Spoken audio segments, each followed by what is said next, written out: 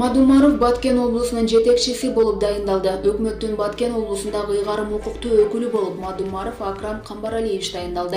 Акрам Мадумаров мурда Кадамжай районунун акими болуп иштеген. 2017 жылдын сентябрынан тарта мамлекеттик кадр кызматын жетектеп келе жаткан. Бүгүн 1 апрелде Баткен облусунун жетекчиси Абиш Халмурзаев кызматынан бошотулгандыгы белгилүү болду. Акрам Мадумаровдун өмүр баяны. Акрам Мадумаров 1977 жылы Баткен облусунун Кадамжай районуна караштуу Дөбө айылында туулган, улута кыргыз, жогорку билимдүү. Билими 1999 жылы Скрябин атындагы Кыргыз агрардык академиясынын ветеринардык медицина жана биотехнология факультетин аяктаган. 2013 жылы Тышкы иштер министрлигине караштуу дипломатиялык академиясынын эл аралык байланыштар бөлүмүн бүтүргөн.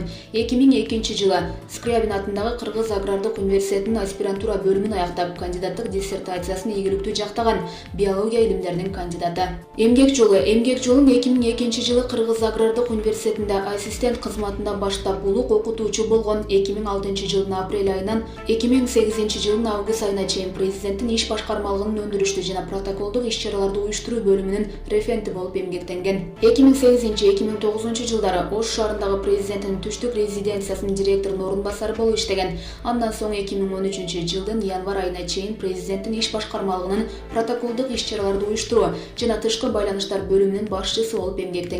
2013 жылдын январь айынан апрель айына чейин Баткен облусунун Кадамжай районунун акиминин милдетин аткаруучу, апрель айынан июнь айына чейин Кадамжайдын акими болуп иштеген. 2017 жылдын июнь айынан сентябрь айына чейин президенттин аппарат жетекчисинин биринчи орун басары болгон. Ошол жылдын сентябрь айынан тарта мамлекеттик кадр кызматынын директору болуп эмгектенип келе жаткан. Мамлекеттик кызматтын 1-класстагы кеңешчиси. Булак турмуш KG. Камчы Ташиев акыркы күндөрү бийликке чек ара боюнча бир эсе сын айта. Ортодон чек ара маселесин чечкич болуп, Баткенге чейин барып, Айтор нары урунуп, бери урунуп, ордун таба албай жатат. Эми болсо кыргыз басылмаларынын бирине маек берип, анда Атамбаев алып барып эле камап кое тургандай кой эмес да. Ал кечээки президент, бүгүн экс-президент катары баш мыйзам кепилдеген укуктары бар. Анан эле саясий билдирүүлөрүн бетке кармап камаш керек деген саясат туура эмес. Атамбаев өзү ушундай ката кетирсе да анын катасын кайталабаш керек. Мен өзүм саясий куугунтук көргөн, анын азабын тарткан адам катары айтып коеюн. Минтип камай сал деп кошоматчылык менен жан баккандар. Ар бир бийликтин тушунда болот, аларга алдырбаш керек. Адилеттүүлүк керек. Эгерде камоого туура келе турган деңгээлде мыйзамды бузганы далилденсе, анда мыйзам алдында алдагы башка каттардагы эле жарандай жоопкерчиликке тартылышы керек дептир кыз талактыкка. Булак факты KG. Бекболот Талгарбеков, экс-министр, Иса Өмүркуловдун Атамбаевден эч айырмасы жок. Элдик курултайдын аткаруу комитети жума башында бийликти узурпациялоо жана анын кесепеттери деген аталышта жыйын өткөрдү. Анда белгилүү саясий ишмер Бекболот Талгарбеков саясий туткундардын маселеси боюнча баяндама жасады. Ага ошол жана учурдун талуу маселеси боюнча суроо узаттык. Сиз пикир алмашкан адамдар эмне себептен Иса Өмүркуловго ичи чыкпайт экен? Ал өмүр бою мамлекеттик кызматта иштеп келсе да, өлкөнүн эң бай адамдарынын катарына кирери аңыз болуп айтылып келе жатат. Артынан чуулгандуу кеп сөздөр дайыма коштоп келет. Негизгиси Ирина Карамушкина таамай белгилегендей, анын куулма позициясы саткындыгы. Мына өзүн бийик даражага жеткирген Атамбаевди сатып, мен ансыз деле жогорку кызматтарды аркалап келгенмин деген тализде анын далысында ууланган канжарды батырды. Анда өткөн тарыхты эске сала кетейин. 2010 жылы 7 апрелде кечки саат 7-лерде Акшумкар партиясынын 50дөй мүчөлөрү Бишкек шаардык мэриясына бийликти өткөрүп алууга барышкан эле. Мэр Нариман имаратты толук кулпулап кызматкерлер менен мэрияны таштап кетиптир. Шумкарчылар кире албай турушса, аларга сырттан байкап турган ошол кездеги шаардык кеңештин төрагасы азыркы мэр Азиз Суракматов басып келип, ачкычтарды Түлеев өзү алып кеткенин, бирок имараттын ичинде жоон топ спортсмендер бар экенин айтат. Шумкарчылар терезеден киришип эшикти ачышат, спортсмендер арткы эшиктен качып чыгышат. Шумкарчылар мэрдин эшигин талкалоону чечип, жыйындар залын ээлешип, мурдагы шаардык кеңештин төрагасы тажрыйбалуу мамлекеттик ишмер Зоотбек Кыдыралиевди жаңы мэр кылып шайлашат. Ал командасы менен түнкү саат 3-төргө чейин иштеп, кайра эртеси саат 8-лерге келип, качып жүрүшкөн рай акимдерди таап, шаардын кызматтарын ишке киргизип, абалды тездеп жөнгө сала баштайт. Бирок ошол күнү кечинде убактылуу өкмөттүн биринчи вице-премьер-министри Алмазбек Атамбаев шаар мэрлигине Иса Өмүркуловду коюм деп чыгат. Шумкарчылар өз лидерлери, убактылуу өкмөттүн мүчөлөрү, вице-премьер-министр Темир Сариевке жана Абдыганы Эркебаевке чыгышып, КСДП партиясы менен керек болсо тирешип, кармашып, мэрлик кызматка Кыдыралиевди сактап каларын билдиришет. Ичара чата кырбап, бирок 9 апрель күнү Атамбаев өжөрлүккө салып, Сариев менен Эркебаевди сындырып өз максатына жетет. Ошол күнү саат 10-да Атамбаевдин өтүнүчү менен Өмүрбек Текебаев Иса Өмүркуловду мэрияга алып келип, аны Кыдыралиевдин ордуна олтургузуп кеткен. Атамбаевдин ошол жакшылыгын чанып, Иса Өмүркулов бүгүн саткынчылыктын символуна, кыргыздын Иудасына айланып калды. Анан ошондой саткын кантип жаңы КСДПга лидер боло алат? Өмүркуловдун Атамбаевден эч айырмасы жок. КСДПнын жаңы төрагалыгына анда ким татыктуу? Атамбаевдин кара пиарынан коркпой, үркпөй эле партиянын төрагалыгына Асылбек Жээнбековду тандашса абдан туура болмок. Бул жерде эч кандай үй бүлөлүк башкаруу жок. Себеби Асылбек мурдатан эле өз орду бар, салмагы, позициясы бар мамлекеттик ишмер. Мына өткөн 1 жыл 4 ай аралыгында ал өлкөнүн кадр жана каржы маселелерине киришпеди. Президент Сооронбай Жээнбековду уятка калтырбады. Жаңы КСДПны бийик деңгээлге көтөргөнгө акыл эси, интеллекти, дарамети толук жетишмек. Эгер Атамбаевдин пропагандасынан коркуп Асылбекке лидерликти ыраа көрүшпөсө, анда Сагынбек Абдрахманов да татыктуу.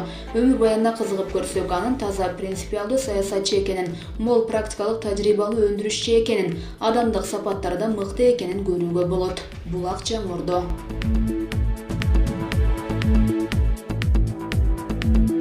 Экс-депутат Мээрбек Мискенбаев Фарид Ниязовго каршы арыз жазган бала Алмазбек Атамбаевден аябай көп жардам алган. 29 мартта КСДПнын саясий кеңешинин мүчөсү Алмазбек Атамбаевдин ишенимдүү кадрларынын бири Фарид Ниязовго кылмыш иши козголгону белгилүү болду. Кийинки аптада 6 апрелде КСДПнын жалпы республикалык съезди өтмөкчү.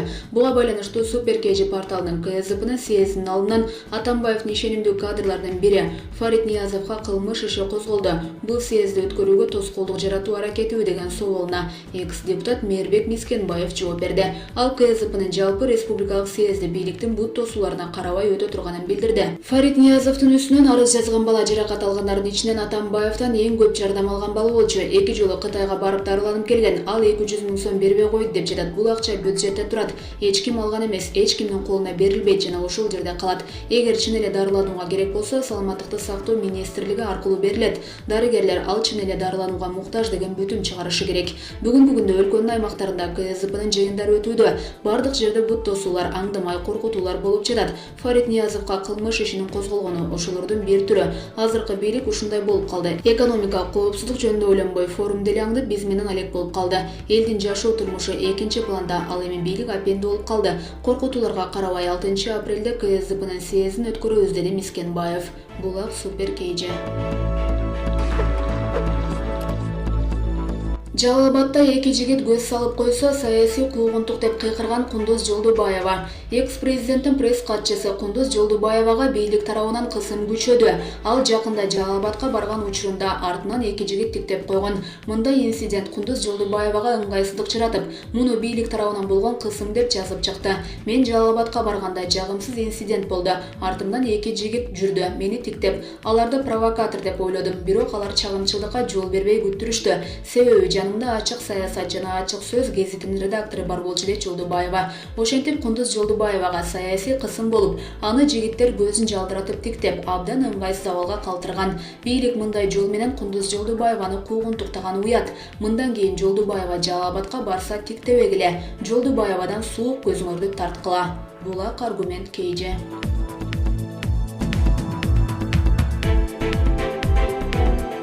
Валентина Шевченко буйрмандарына жакында көрүшөбүз. Валентина Шевченко 7 апрелде Кыргызстанга келет. Бул тууралуу ал өзүнүн Instagram баракчасына кабарлады.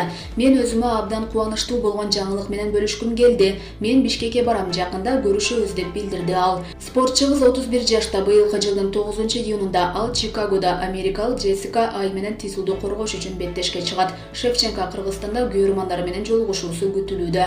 Булак Барометр КЖ. Казакстан чек арада Кыргыз Республикасынын фураларынын кармалышын түшүндүрдү. 1 апрелге карата Кыргыз-Казак чек арасындагы Ак Тилек көзөмөл өткөрүү пунктунда жүк ташуучу 223 автоунаа коңшу өлкөгө өтө албай турат.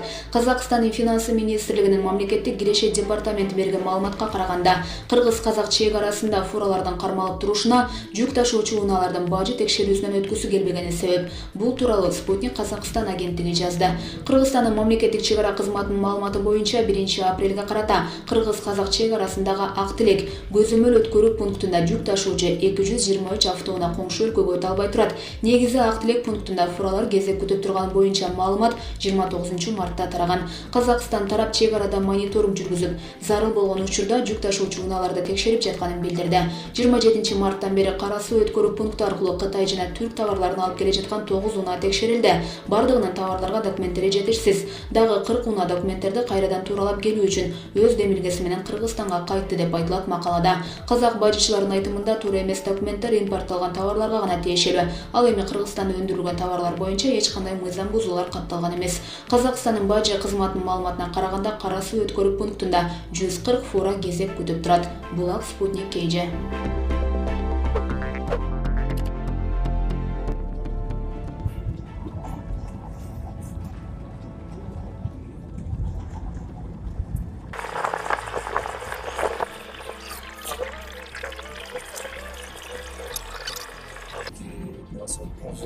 Уже эки полоса.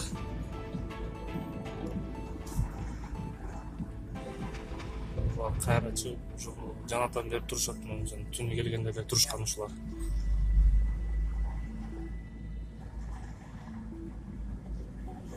Уже эме картошкалар киргизбей туруп. Картошка, уже почти баарына киргизбей баштаптыр, пустойдун тышкары. Легковой менен пустойдун тышкары баарын киргизбей эле баштаптыр уже.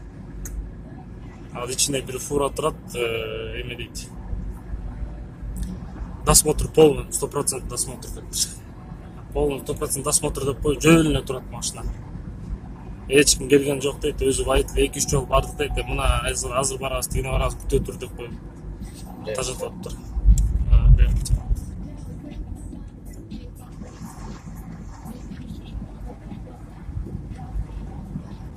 Эки полос еще бул тарапта машиналар турат. Мына шлагбаумга эми келдик.